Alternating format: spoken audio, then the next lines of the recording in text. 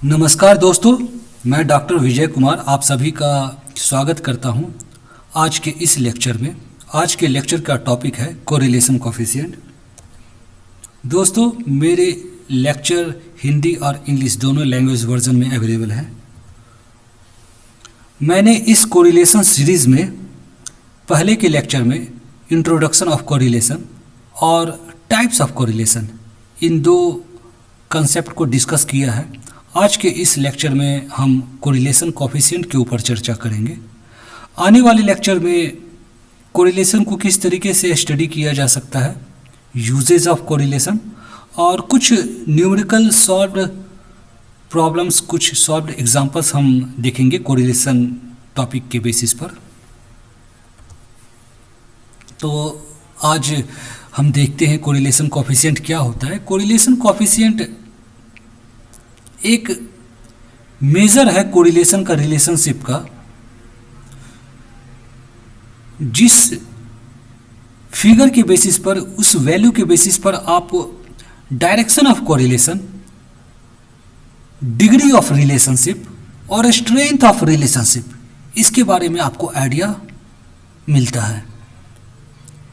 Correlation coefficient की जो value है वह +1 से -1 के बीच में होता है, और यह +1 से -1 के बीच में कहाँ पर यह वैल्यू है, उस वैल्यू को देखकर आप यह बता सकते हैं कि स्ट्रेंथ ऑफ रिलेशनशिप की क्या है।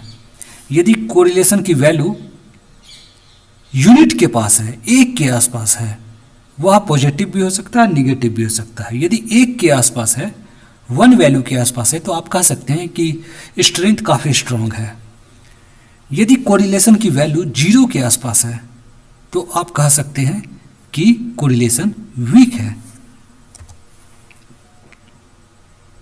इन जनरल, यदि कोरिलेशन की वैल्यू, कोरिलेशन कोफिशिएंट की वैल्यू 0 से ज़्यादा होता है, यहाँ पर r इज मोर देन 0 लिखा है, r इंडिकेट करता है, r सिंबलाइज करता है कोरिलेशन कोफिशिएंट को।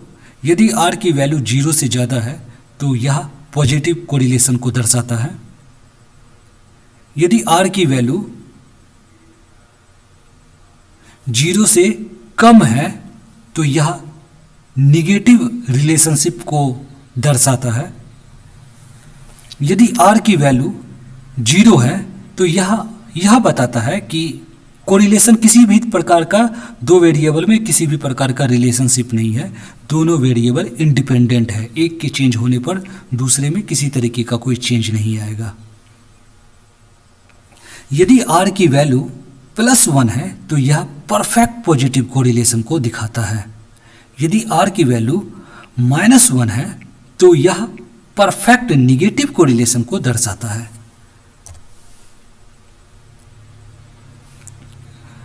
कोरिलेशन कोफिशिएंट की वैल्यू +1 के पास हो या -1 के पास हो, यह दिखाता है कि कोरिलेशन का स्ट्रेंथ काफ़ी ज़्यादा है। यह एक थंब रूल है, यह जो टेबल बनाया गया है, यह एक इसके बेसिस पर एक आप थंब रूल बना सकते हैं कि कोरिलेशन आपका स्ट्रॉन्ग है, मॉडरेट है, वीक है या वेरी वीक है।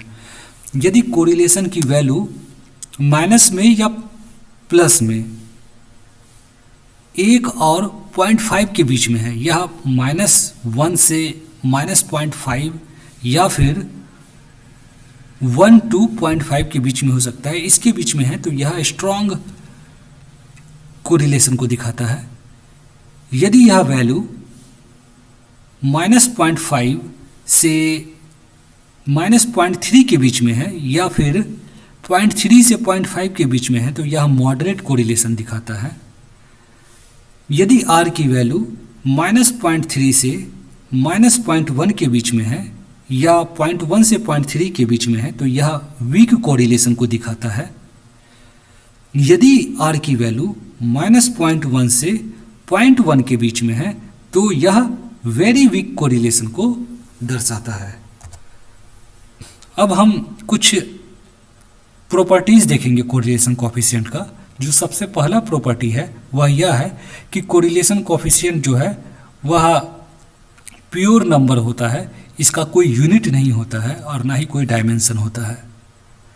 दूसरा प्रॉपर्टी है कि जिन वेरिएबल्स की मदद से आप कोरिलेशन कोफिशिएंट निकाल रहे हैं, उस वेरिएबल को मेज़र करने में यदि आपने ओरिजिन चेंज कर दिया या स्केल ऑफ मेजरमेंट चेंज कर दिया तो उससे कोरिलेशन कोफिशिएंट की वैल्यू पर किसी भी प्रकार का चेंज नहीं आएगा। तीसरा प्रॉपर्टी है कोरिलेशन कोफिशिएंट का जो रेंज है वह -1 से +1 के बीच में होता है। यदि r की वैल्यू +1 है तो यह परफेक्ट पॉजिटिव कोरिलेशन बताता है। यदि r की वैल्यू -1 है तो यह परफेक्ट निगेटिव कोरिलेशन को दिखाता है। और यदि r की वैल्यू 0 के बराबर है तो यह दिखाता है कि देयर इज नो कोरिलेशन, किसी भी तरीके का कोरिलेशन नहीं है, वेरिएबल इंडिपेंडेंट है, एक वेरिएबल के चेंज होने पर दूसरे वेरिएबल पर किसी भी प्रकार का चेंज नहीं आता है। पांचवा और लास्ट इसकी प्रॉपर्टी है कि जो कोरिलेशन कोफिशिएंट है वह ज्योमेट्रिक मीन होता है रिग्रेशन कोफिशिएंट्स के। तो हम x और y के बेसिस पर हमने कोरिलेशन कोफिशिएंट निकाला दो वेरिएबल की मदद से। अब इन दो वेरिएबल की मदद से हम दो तरीके से रिग्रेशन निकाल सकते हैं, x ऑन y या फिर y ऑन x। अब इन दोनों रिग्रेशन कोफिशिएंट का जो ज्योमेट्रिक मीन होगा वह कोरिलेशन कोफिशिएंट का वैल्यू देगा। तो दोस्तों आज के इस लेक्चर में हमने कोरिलेशन कोफिशिएंट के ऊपर चर्चा किया। आशा करता हूँ यह वीडियो आपको समझ में आया होगा और अच्छा भी लगा होगा। यदि आपको मेरी कोई कॉन्सेप्ट, कोई स्लाइड समझ में ना आया हो तो आप मुझे कमेंट करें, मैं जल्द से जल्द आपकी जो क्वेरी है, आपके जो डाउट्स है उसे क्लियर करने की कोशिश करूँगा। Thanks for watching my video.